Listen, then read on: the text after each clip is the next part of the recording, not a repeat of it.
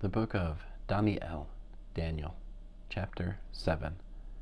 In the first year of Belshazzar, king of Babel, Dani'el had a dream and visions in his head as he was lying on his bed.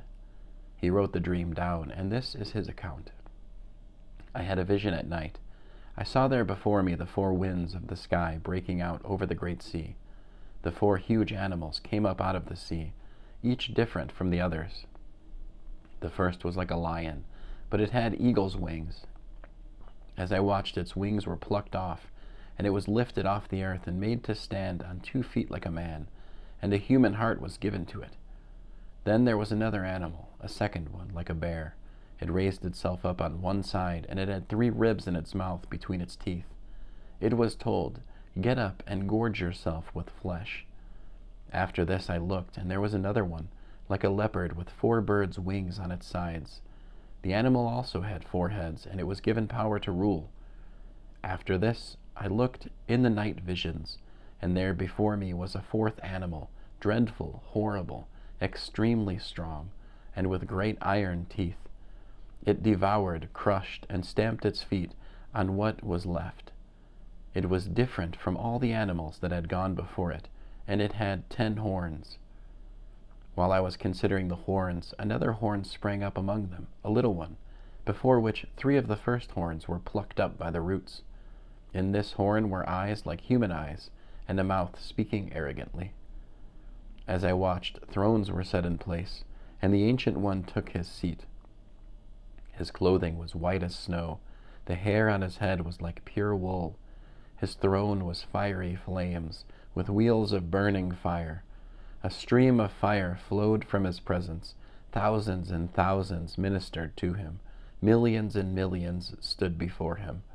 Then the court was convened, and the books were opened. I kept watching. Then, because of the arrogant words which the horn was speaking, I watched as the animal was killed. Its body was destroyed, and it was given over to be burned up completely. As for the other animals, their rulership was taken away, but their lives were prolonged for a time and a season. I kept watching the night visions, when I saw, coming with the clouds of heaven, someone like a son of man. He approached the Ancient One and was led into his presence. To him was given rulership, glory, and a kingdom, so that all peoples, nations, and languages should serve him. His rulership is an eternal rulership that will not pass away, and his kingdom is one that will never be destroyed. As for me, Dani'el, my spirit deep within me was troubled. The visions in my head frightened me. I approached one of those standing by and asked him what all this really meant. He said that he would make me understand how to interpret these things. These 4 huge animals are 4 kingdoms that will arise on earth, but the holy ones of the Most High will receive the kingdom and possess the kingdom forever, yes, forever and ever. Then I wanted to know what the 4th beast meant, the one that was different from all the others, so very terrifying, with iron teeth and bronze nails, which devoured, crushed, and stamped its feet on what was left, and what the 10 horns on its head meant, and the other horn which sprang up, and before which 3 fell, the horn that had eyes and a mouth, speaking arrogantly, and seemed greater than the others. I watched, and that horn made war with the holy ones, and was winning, until the Ancient One came. Judgment was given in favor of the holy ones of the Most High, and the time came for the holy ones to take over the kingdom.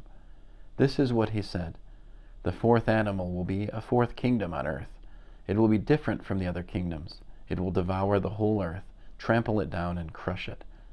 As for the 10 horns, out of this kingdom 10 kings will arise, and yet another will arise after them. Now he will be different from the earlier ones, and he will put down 3 kings. He will speak words against the Most High and try to exhaust the holy ones of the Most High. He will attempt to alter the seasons and the law, and the holy ones will be handed over to him for a time, times and half a time. But when the court goes into session, he will be stripped of his rulership, which will be consumed and completely destroyed. Then the kingdom, the rulership, and the greatness of the kingdoms under the whole heaven will be given to the holy people of the Most High. Their kingdom is an everlasting kingdom, and all rulers will serve and obey them. This is the end of the account. As for me, Dani'el, my thoughts frightened me so much that I turned pale, but I kept the matter to myself. End of Daniel, chapter 7.